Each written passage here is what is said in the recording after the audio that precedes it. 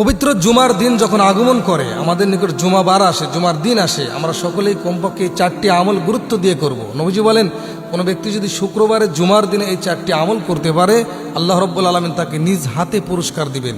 আল্লাহর পুরস্কারটা কত বড় হবে চিন্তা করেন। একটা মানুষকে দুনিয়াতে যদি আমি খুশি করতে পারি, সে আমাকে পুরস্কার দেয়। আল্লাহ তাআলাকে যদি আমি খুশি করতে পারি, আল্লাহ আমাকে কতটা পুরস্কার দিবেন। যেহেতু জুমার দিনের এত বড় ফজিলত, দুই ঈদের চাইতে এবং দুনিয়ার যত দিন আছে সব দিনের চাইতে নবীজি জুমার দিনকে সাইয়্যিদুল আইয়াম বলছেন, সমস্ত দিনের সরদার। সুবহানাল্লাহ।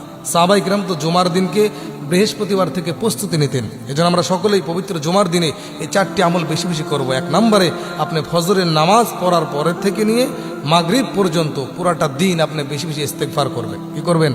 ইস্তেগফার করবেন। যারা লম্বা ইস্তেগফার পারেন না, শুধুমাত্র আস্তাগফিরুল্লাহ আস্তাগফিরুল্লাহ এতটুকু সংক্ষেপে ইস্তেগফার যদি করতে পারেন, নবীজি বলেন তার জীবনের গুনাহগুলো আল্লাহ মাফ করে দেয়। সুবহানাল্লাহ। আত-তাইবু মিনাজ যামবি কামান লা যামবা লাহু।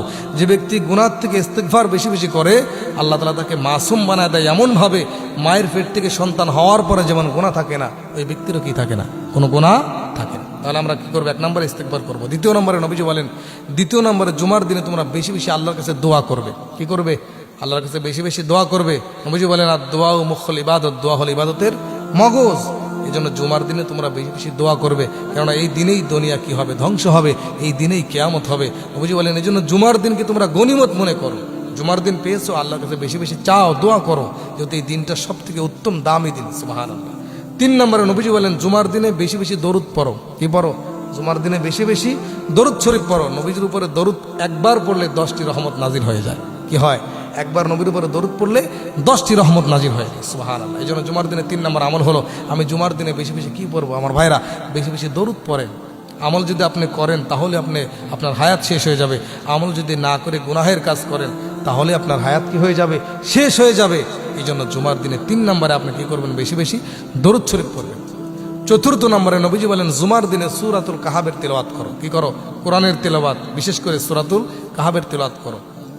আল্লাহ নবীজি বলেন, কোন ব্যক্তি যদি পবিত্র জুমার দিনে সূরা কাহাবের তিলাওয়াত করতে পারে, সূরা কাহাব পড়তে পারে, জুমার আগে পড়ার, জুমার নামাজের আগে যদি পড়তে পারেন তাহলে সব থেকে ভালো।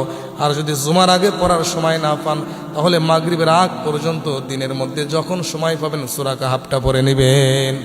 পড়লে লাভ কি হবে? নবীজি বলেন, সাহাবীরা, ও আমার সাহাবীরা শোনো, দাজ্জালের ফিতনা বড় ভয়ঙ্কর। আমার কোন উম্মত যদি জুমার দিনে সূরা কাহাবের তিলাওয়াত করতে পারে, আর তার জীবন দশায় যদি দাজ্জাল চলে আসে, ওই দাজ্জালের ফিতনা থেকে আমার আল্লাহ নিজের হাতে ওই উম্মতটাকে বাঁচায় দিবে। কারণ সুবহানাল্লাহ, সূরা কাহাব তিলাওয়াত করলে দাজ্জালের ফিতনা থেকে আল্লাহ নগদে আপনাকে বাঁচায় দেবে। সুবহানাল্লাহ। এই জন্য জুমার দিনে কয়টা আমল বললাম? 4টা আমল। এক নম্বরে কি করবেন? এক নম্বরে ইস্তেগফার করবেন। দ্বিতীয় নম্বরে দোয়া করবেন। তৃতীয় নম্বরে দরুদ শরীফ পড়বেন নবীর প্রতি। চতুর্থ নম্বরে সূরাতুল কাহাবের তিলাওয়াত করবেন।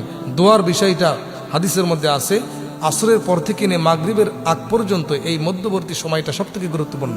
মা ফাতেমা রাদিয়াল্লাহু তাআলা আনহা বলেন যে, মাগরিবের নামাজের আধা ঘন্টা 30 মিনিট আগে বান্দা আল্লাহর কাছে যা চায়, আল্লাহ সেইটাই পূরণ করে দেয়। সুবহানাল্লাহ। এই জন্য জুমার দিন আপনি কি করুন? বেশি বেশি দরুদ শরীফ পড়বেন, দোয়া করবেন, ইস্তেগফার করবেন, আল্লাহর কাছে চাইবেন, কোরআনের সূরাতুল কাহাবের তিলাওয়াত করবেন। আল্লাহ তাআলা আমাদের সকলকে পবিত্র জুমার দিন আসলেই এই আমলটা আমাদের করার, এই 4টি আমল যেন আমরা করতে পারি, আল্লাহ তৌফিক দান করুন। বলো না।